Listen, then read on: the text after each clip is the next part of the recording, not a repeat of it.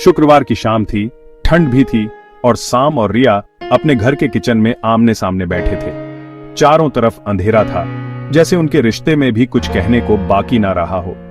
4 साल का उनका रिश्ता अब झगड़ों और गलतफहमियों का शिकार हो गया था। हर लड़ाई उनके प्यार में दरारें बड़ी करती जा रही थी। उनके बीच की खामोशी बहुत गहरी थी। कभी चम्मच के कटोरी से टकराने की आवाज या फिर दूर किसी कुत्ते के भौंकने के सिवा कुछ सुनाई नहीं देता था। ये साफ था कि कुछ तो बदलना होगा और जल्दी, अगर उन्हें अपने प्यार को बचाना है तो।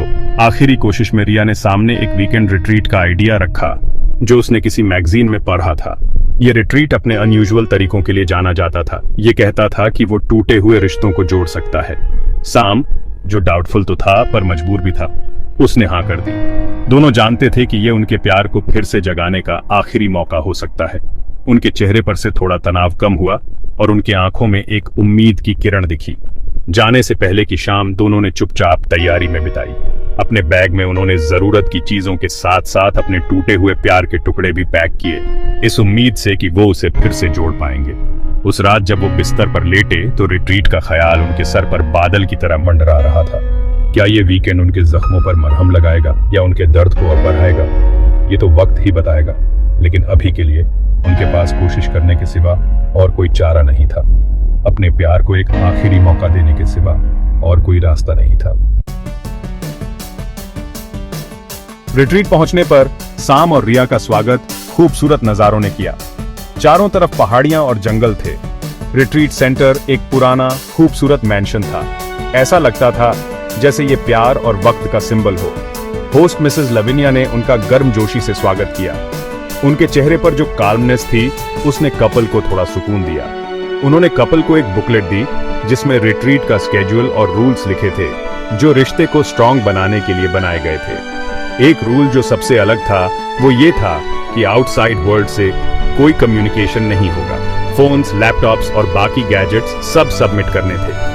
डिजिटल वर्ल्ड से दूर रहने का मकसद था कि कपल्स अपने आप से और एक दूसरे से डीपली कनेक्ट कर पाएं। एक और इंटरेस्टिंग बात थी साइलेंट आवर। इसमें कपल्स को बिना बोले सिर्फ जेस्चर्स और एक्सप्रेशन से कम्युनिकेट करना होता था। मिसेस लविनिया ने बताया कि इससे पार्टनर्स के बीच अंडरस्टैंडिंग और एम्पैथी बढ़ेगी।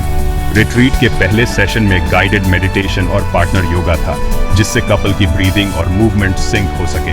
जैसे जैसे साम और रिया पोजेस करते गए, उन्हें लगा जैसे उनके बीच की बर्फ पिघल रही है। फिजिकल क्लोजनेस ने उन्हें एक वार्मथ दी जो उन्होंने महीनों से फील नहीं की थी।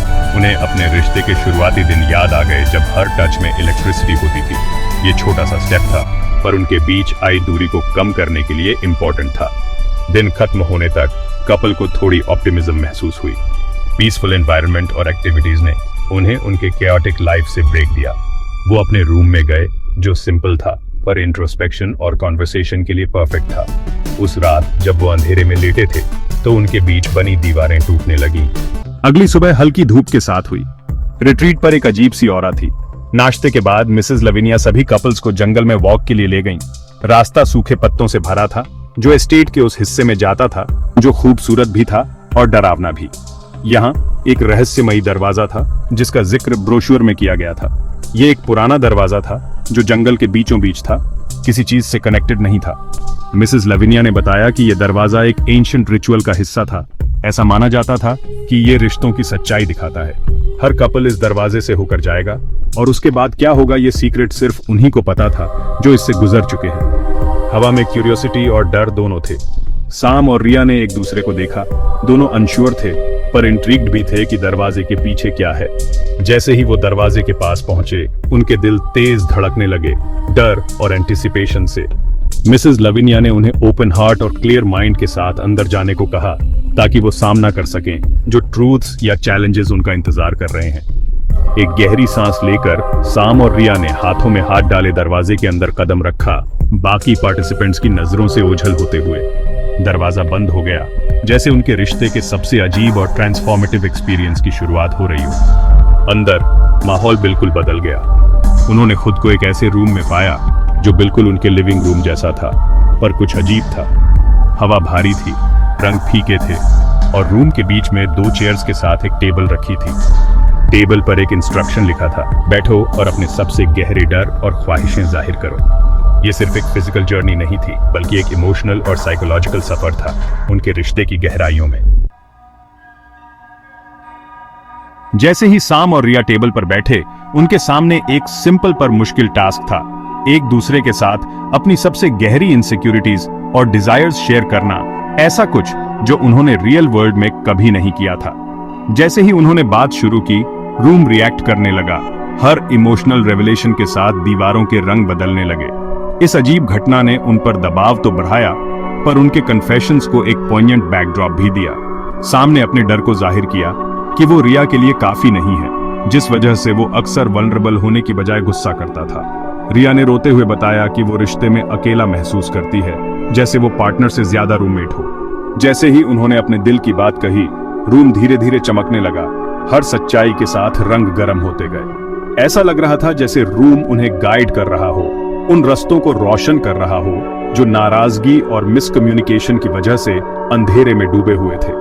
दरवाजे का चैलेंज सिर्फ अपने डर का सामना करना ही नहीं था, बल्कि एक दूसरे की बात एम्पैथी और प्यार से सुनना भी था। जैसे जैसे वो बात कर रहे थे, दरवाजा बीच बीच में खुलता था और उन्हें उनके पास्ट की झलकियां दिखाता था, कुछ खुशी वाली, कुछ दर्द भरी, जैसे उनकी जिंदगी की मूवी चल रही हो। अपनी हिस्ट्री को इस तरह देखकर उन्हें एहसास हुआ कि उन्होंने साथ में कितना कुछ देखा है। हर मोमेंट, अच्छा या बुरा, उनके रिश्ते को बनाता गया। लगभग घंटों बाद आखिरी टेस्ट आया। रूम ने उनके सामने 2 दरवाजे रख दिए, एक वापस रिट्रीट जाने के लिए, जिसका मतलब था अपनी पुरानी जिंदगी में वापस जाना, पर एक नई समझ के साथ। दूसरा दरवाजा एक अनजान रास्ते की तरफ जाता था, शायद एक नई शुरुआत या फिर अंत। चुनाव उनको करना था। हाथों में हाथ डाले, अपनी नई ताकत और आंखों में प्यार लिए, उन्होंने वो दरवाजा चुना जो वापस रिट्रीट जाता था। वो अभी एक दूसरे को छोड़ने के लिए तैयार नहीं थे, अभी नहीं, कभी नहीं।